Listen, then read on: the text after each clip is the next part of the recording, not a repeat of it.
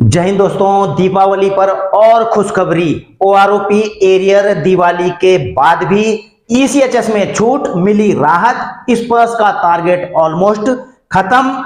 Military service paper bank यूनियनों ने की पूर्व सैनिकों के लिए मांग। जी हां दोस्तों, इन सभी मुद्दों पर आगे वीडियो में जानकारी दूंगा। सबसे पहले मेरी और आपके चैनल सेंद्रीय इन्फोटेक की तरफ से आप सभी को सब परिवार प्रकाश के पर्व दीपावली की हार्दिक शुभकामनाएं। मेरी मनोकामना है कि प्रकाश का यह पर्व आपके जीवन में सुख समृद्धि और स्वास्थ्य लेकर के आए। आप स्वस्थ रहें, मस्त रहें। इसी के साथ आपसे यह भी आग्रह करता हूं कि एक दिया उन शहीदों के नाम जिन्होंने देश के लिए अपने प्राण न्यौछावर कर दिए, और दोस्तों उन सैनिकों के लिए जो कि बॉर्डर पर खड़े होकर के देश की सीमाओं की रक्षा करते हैं। इसी प्रकार का जो है गृह मंत्री अमित शाह जी ने भी जो है लोगों से, सभी देश के लोगों से आह्वान किया है कि सीमा पर तैनात सैनिकों के लिए दिए जलाएं। अमित शाह ने की लोगों से अपील। जी हाँ दोस्तों, अब थोड़ा और आगे बढ़ते हैं। जैसे कि आपको पता ही है कि धनतेरस पर जो है ओआरओपी की तीसरी किस्त सभी पूर्व सैनिकों के लिए जो कि एलिजिबल हैं उनको मिल चुकी है, और इसका ऐलान जो है राजनाथ सिंह जी की तरफ से आपको हमने पिछली वीडियो में बता ही दिया था कि ट्वीट के माध्यम से किया गया था।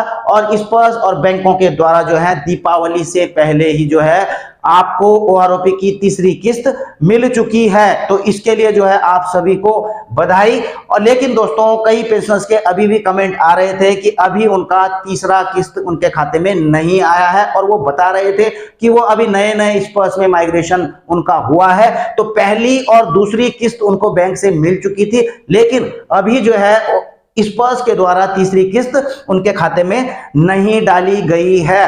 तो दोस्तों मैं आपको बता देना चाहता हूं कि अगर किसी भी कारण से जो है तीसरी किस्त अभी आपके खाते में नहीं आई है तो आपको थोड़ा और इंतजार करना पड़ेगा, क्योंकि इस पर पीसीडीए हेल्पलाइन से जो है कुछ पेंशनर्स ने बात की है। वहां से बताया गया है कि जिनका भी जो है अभी एरियर नहीं आ पाया है, नए माइग्रेशन हुआ है, पहली दूसरी किस्त उनको बैंक से मिल चुकी है, तो उनको कुछ नहीं करना है, उनका एरियर दीपावली के बाद उनके खाते में डाल दिया जाएगा। अगला दोस्तों बात करता हूं मैं स्पर्श पेंशन पोर्टल की। जी दोस्तों, जो स्पर्श का टारगेट है माइग्रेशन का ऑलमोस्ट जो है पूरा होने को है। आप देख ही रहे दोस्तों कि अभी तक जो है स्पर्श में आज की डेट में मैंने यह चेक किया तो 29,42,507 पेंशनर जो है defence pensioners, defence civilian pensioners, इसमें माइग्रेशन इतना का हो चुका है। और ऑलमोस्ट तकरीबन जो है 32 लाख के करीबन जो है defence pensioners plus defence civilian pensioners हैं। तो अब आप खुद ही देख रहे हो कि 2-2.5 लाख के करीबन जो है पेंशनर्स बचे हैं। तो दोस्तों हो सकता है कि इसी साल की अंत तक, यानी कि दिसंबर के अंत तक यह टारगेट पूरा कर दिया जाए। और दोस्तों अगर यह टारगेट पूरा हो जाता है तो उसके बाद मैं बताता हूं आपको आपके लिए इसका फायदा क्या होगा। जी हाँ दोस्तों, अभी जो है स्पर्श की टीम जो है माइग्रेशन में काफी फोकस है इनका, ठीक है। लेकिन जब पूरा इसमें माइग्रेशन हो जाएगा तो इनका जो भी वहां पर कर्मचारी हैं, जो मैन पावर है, उनका पूरा फोकस रहेगा दोस्तों डिफेंस पेंशनर्स के जो टेक्निकल इश्यूज आ रहे हैं स्पर्श पोर्टल पर, या फिर जो आपकी तरफ से जो पेंशनर्स की ग्रीवेंसेज हैं तो उनको दूर करने के लिए मुझे लगता है कि इनका पूरा फोकस उसके ऊपर किया जाएगा। और जो पीसीडीए की वेबसाइट बंद चल रही है दोस्तों काफी महीनों से, तो मुझे यह भी लगता है कि जब ये सारा काम हो जाता है, पूरे पेंशनर्स इसमें माइग्रेशन हो जाता है, तो उसके बाद जो है हो सकता है दोस्तों पीसीडीए की वेबसाइट को भी खोल दिया जाए और आप पीसीडीए की वेबसाइट का पूरा फायदा, उससे जानकारियां प्राप्त कर सकें।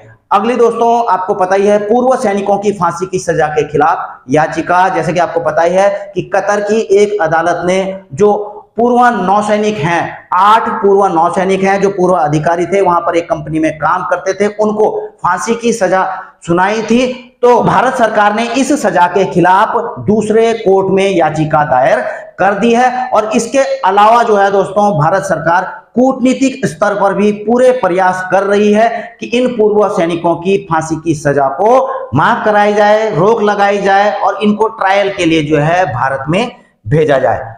अगला दोस्तों आप देख रहे हैं एक tweet, women soldiers to get same maternity leave as female officers, defence ministry. रक्षा मंत्री कार्यालय ने इस बात की जानकारी दी है कि जो सेना में विमेन सोल्जर्स हैं तो उनको भी जो है ऑफिसर्स, फीमेल ऑफिसर्स की तरह ही मैटरनिटी लीव दी जाएगी। तो ये अच्छी पहल है और दी भी जानी चाहिए है, चाहे वो सेना में हो, चाहे सिविल में हो, चाहे अधिकारी हो, चाहे जवान हो।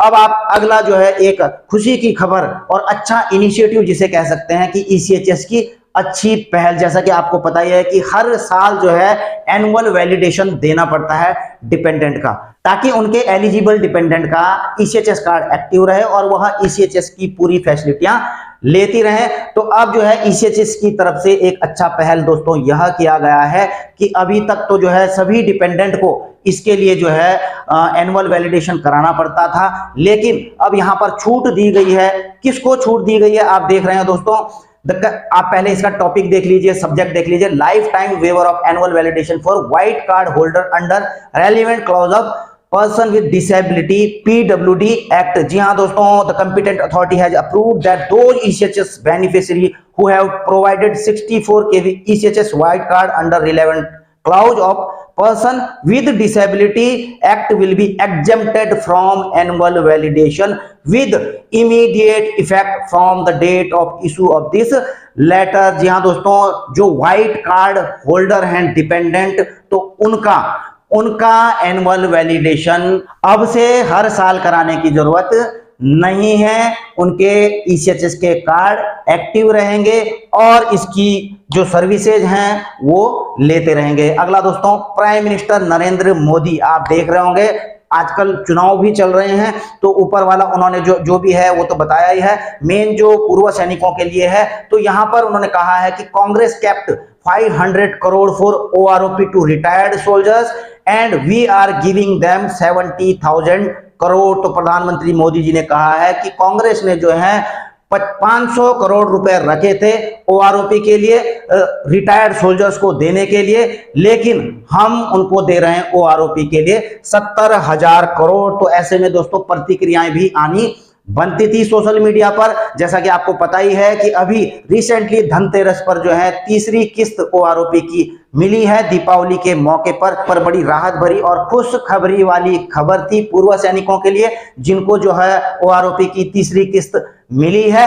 तो ऐसे में दोस्तों जो रिएक्शंस आए हैं, कई पूर्व सैनिक जिनको जो है ओआरओपी की किस्त के रूप, तीसरी किस्त के रूप में एरियर मिला है, तो उन्होंने जो है धन्यवाद भी दिया है। धन्यवाद नरेंद्र मोदी जी, उन्होंने अपने स्क्रीनशॉट भी शेयर किए हैं। लेकिन कुछ रिएक्शंस इसमें सोशल मीडिया में आपको पता ही है कि ओआरओपी के नाम पर जो है 70,000 करोड़ रुपए किसकी जेब में डाले आपने, 97% जवान वीर नारियों की जेब खाली है। तो दोस्तों अलग अलग मत हैं, जिनको मिला है वो तो खुशी से जो है धन्यवाद दे रहे हैं, जिनको नहीं मिला है तो वो इस प्रकार के कमेंट भी आ रहे हैं। और अगला दोस्तों, प्रधानमंत्री जी जवानों के साथ पीएम मोदी मनाएंगे दीपावली, जा सकते हैं जम्मू के अखनूर सेक्टर। तो दोस्तों यह खबर निकल के आ रही है कि प्रधानमंत्री जी जो है जवानों के साथ दीपावली मनाने के लिए जम्मू कश्मीर के अखनूर सेक्टर में जा सकते हैं।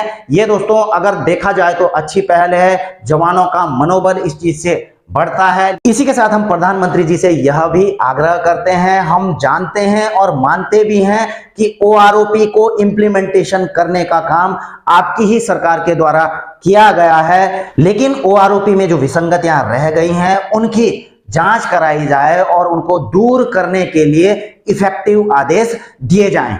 और इसके बाद आते हैं दोस्तों मिलिट्री सर्विस पे के ऊपर। जी हाँ दोस्तों, मिलिट्री सर्विस पे के ऊपर जैसा कि मैंने आपको कहा था कि बैंक यूनियन कुछ सामने निकल करके आई हैं, और वो किस मुद्दे पर एमएसपी के निकल के आई हैं आपको पता होना चाहिए दोस्तों कि जो बैंक्स हैं, बैंक्स में होता है बाइपर्टाइट सेटलमेंट, हर 5 साल में बाइपर्टाइट सेटलमेंट होता है। जिस प्रकार से सेंट्रल गवर्नमेंट में पे कमीशन होता है तो उससे जो है आपकी सैलरी और पेंशन रिवाइज होती है, तो उसी प्रकार से जो है बैंकों में बाइपर्टाइट सेटलमेंट होता है। 12वां बाइपर्टाइट सेटलमेंट होना है 2022, नवंबर 2022 से यह ड्यू है। तो आजकल इसकी प्रक्रिया चल रही है। बैंक यूनियन की जो है आईबीए के साथ लगातार मीटिंगें चल रही हैं कि किस प्रकार से इसका सेटलमेंट हो।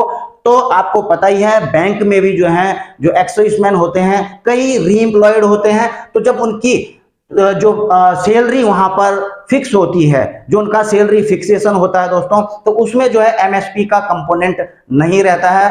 तो यहां पर जो है एक कोर्ट का यहां पर इस यूनियन ने हवाला दिया है और उसका हवाला देते जो है यहां पर मांग की गई है कि यह जो सेटलमेंट हो रहा है इससे पहले जो है इस चीज को सॉर्ट आउट किया जाए कि जो एमएसपी मिलती है, मिलिट्री सर्विस पे मिलता है जवानों को, तो जब इनका रीफिक्सेशन होता है री एम्प्लॉयमेंट के दौरान, तो उनको जो है उनका रीफिक्सेशन के दौरान एमएसपी को भी इंक्लूड किया जाना चाहिए। तो उनकी देश के प्रति जो है सैक्रिफाइस को देखते हुए, उनके डेडिकेशन को देखते हुए, उनके जो है डिसिप्लिन को देखते हुए उनको सिविलियन की कैटेगरी से थोड़ा अलग रखना चाहिए। तो इस मैटर को जो कि स्टेक होल्डर के साथ में इस बारे में बातचीत की जा रही है, इसको जल्दी से जल्दी जो है रिजॉल्व कर देना चाहिए ताकि इसका जल्दी से जल्दी फायदा जो है एक्स सर्विसमैन को री एम्प्लॉयमेंट के दौरान मिल सके।